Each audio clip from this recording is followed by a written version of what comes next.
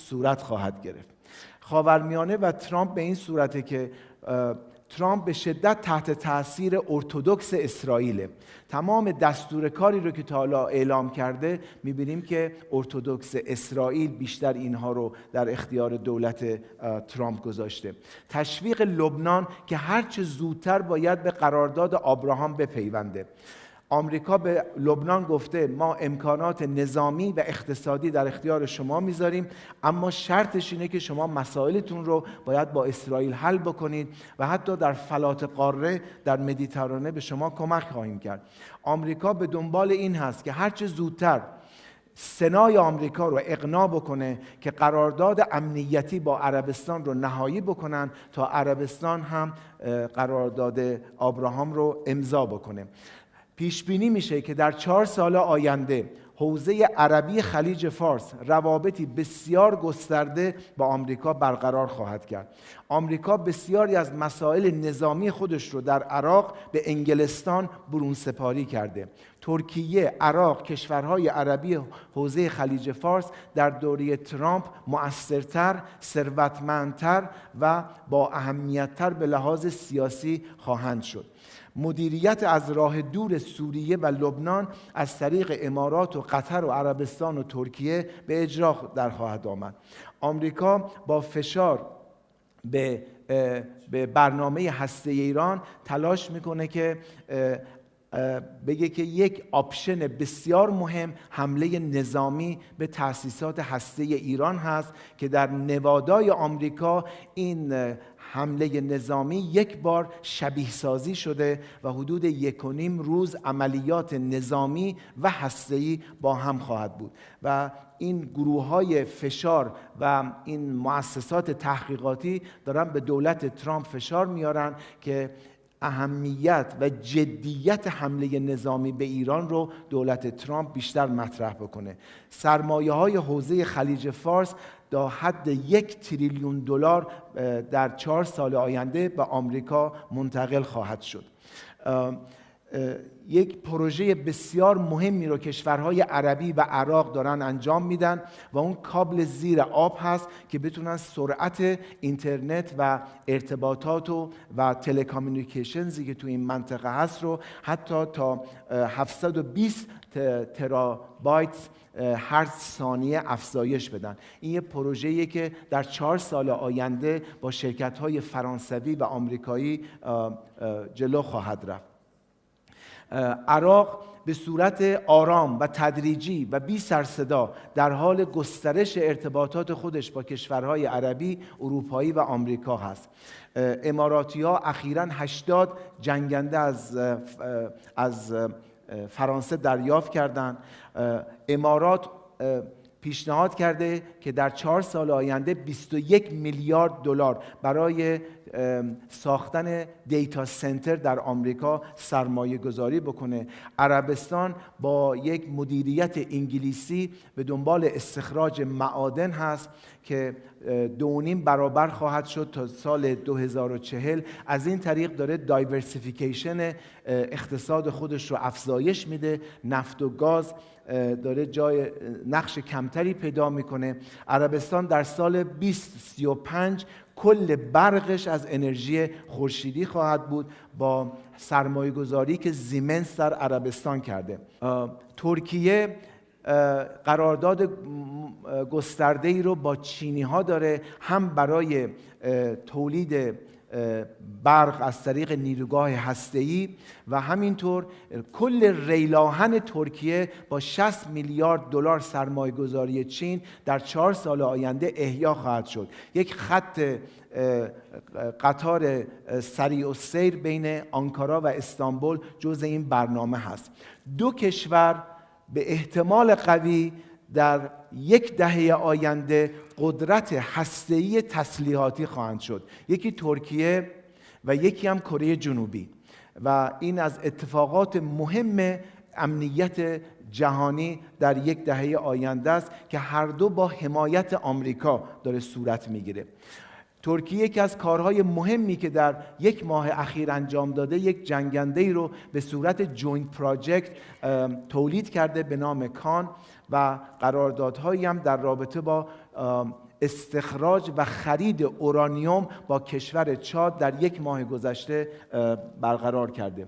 این نشون میده که این ذخایر مالی منطقه خاورمیانه چقدر، حدود 4 تریلیون دلاره و من پیش بینی با اونچه که هم به صورت کنفرانس هایی که شرکت کردم، هم دیتا هایی که از افراد گرفتم که دخیل هستن، بخش مهمی از این 4 تریلیون دلار سر از آمریکا در خواهد آورد. اینه که آمریکا به دنبال جذب این سرمایه و شریک کردن کشورهای عربی خلیج فارس در توسعه سطح قدرت و ثروت آمریکاست. یک پروژه مشترکی بین امارات و مایکروسافت هست برای دیجیتالی کردن کل جزیره العرب. اما پیامدها برای ایران، اگر ترامپ یک شعار کلی داد Make America Great Again، وزیر خزانه‌داری آمریکا اخیراً اعلام کرده که ما شعارمون در وزارت خزانه‌داری اینه Make Iran Broke Again، یک کاری بکنیم که ایران مجدداً ورشکسته بشه. صفر کردن درآمد نفتی ایران، محروم کردن ایران از منابع انرژی و سرمایه‌گذاری خارجه و جدی کردن حمله نظامی به تأسیسات هسته‌ای ایران که در نوادای آمریکا به اصطلاح شبیه سازی شده و اسنپ بکی که اکتبر 2025، اما به خاطر مسائل اداری باید این حدوداً از جون و جولای سال جاری میلادی باید شروع بشه، یعنی حدود تقریباً خرداد و تیر ماه ما کاراش باید آغاز بشه اگر قرار باشه که اروپا و آمریکا برن به طرف اسنپ بک که تمام تحریم ها رو برمیگردونه سر جای خودش. این نرخ تورم در ایران در مقایسه با کشورهای منطقه عربی است و هدف اسرائیل اینه که یا جلوی مذاکرات ایران و آمریکا رو بگیره یا اگر مذاکرات شروع شد اون رو تخریب بکنه و اینه که من معتقدم ایران به جای کشورهای عربی باید از هند استفاده کنه. هندی ها هم به ایران به عنوان یک تمدن علاقه‌مندن، هم منافع مالی و اقتصادی با ایران دارن، همین که هندی ها اگر برای ایران لابی بکنن در دنیا فقط پیغام رسان نخواهند بود، بلکه از طرف ایران میتونن منافعی رو که ایران به لحاظ اقتصادی و ژئوپلیتیک داره اونا رو مطرح بکنن. اگر ایران بتونه مذاکرات هسته‌ای رو قفل بکنه به سرمایه‌گذاری انرژی آمریکا در ایران، این به نظر من کارت برنده ایرانه. ایران میتونه برای 30 سال آینده مذاکرات سیاسی با آمریکا بکنه. مذاکره سیاسی به جایی نمیرسه. جهان امروز قفل کردن اقتصادها به هم دیگه است.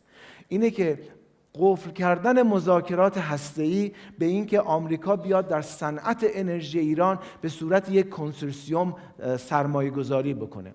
تا اونجایی که من اطلاع دارم خیلی هم با این در کشور مخالفتی نیست، فقط اون پروسه اقناع‌سازی در داخل کشوره که مهمه. اگر ایران هدفشو بذاره که میخواد 2 میلیون نفت تولید بکنه، این فقط در حد بقاست. یعنی ما مذاکرات با آمریکا رو شروع کنیم و مسائل هسته‌ای رو برگردونیم به برجام. 3.6 دیجیتالی شدن نظارت بر اوضاع هسته‌ای ایران، آمدن آیه به ایران و رفت و آمدن اینسپکتورها به ایران، یعنی برگشتن به برجام و آخرش 2 میلیون بشکه نفت. این یعنی بقای ایران در این محیطی که همه دارن ثروتمند میشن. اما با توجه به اینکه واقعیت کشور صادرات نفت و گازه و پتروشیمیه، افق پیشرفت ایران با 4 الی 5 میلیون بشکه قابل تحققه و این نشون میده که ما مذاکرات به مراتب جدی‌تر با افقهای بالاتر و تارگت‌های بیشتر باید با غرب و به خصوص آمریکا انجام بدیم. نکته بعدی اینه که به عنوان یک اصل، به عنوان ساینس، به عنوان علم، به عنوان اون چیزی که بشریت تجربه کرده، نه به عنوان یک بحث سیاسی، پیشرفت و رشد و توسعه هیچ کشوری و هیچ رو من به عنوان یه دانشگاهی به ندرت استفاده میکنم. پیشرفت، رشد و توسعه هیچ کشوری امکان پذیر نیست مگر اینکه با 3 کشور در دنیا رابطه نرمال داشته باشه. نرمال دیپلماتیک: آمریکا، روسیه و چین. بدون این بنیان و این بیس روابط خارجی ایران، بقیه بحث‌ها در رابطه با توسعه اقتصادی ایران موضوعی فرعی است. اینه که همه اینها برمیگرده به این که ما چه مقدار جدی هستیم بر 5 الی 10 سال آینده که ساختار عمرانی، درمان، حمل و نقل، آموزش، چهره جهانی ایران، نیروی انسانی و حتی هویت ایرانی بخواد حفظ بشه. اگر درآمد نباشد، هیچ کدوم از این اصول قابل تحقق نخواهد بود. اگر در 1 دهه آینده ایران نتونه به درآمدهای جدی بالای 5 میلیون بشکه نفت صادرات برسه، ما به نظر میاد تبدیل میشیم به یه پاکستانی که یه مقدار وضعش بهتر از پاکستان فعلیه، اما با کشورهای بسیار ثروتمند و دیجیتال شده و مرتبط با جهان در جنوبمون و حتی عراق پیشرفته و ترکیه پیشرفته. 2 تا اصل ما داریم: وابستگی متقابل اقتصادی و پارادایم شیفت در سیاست خارجی.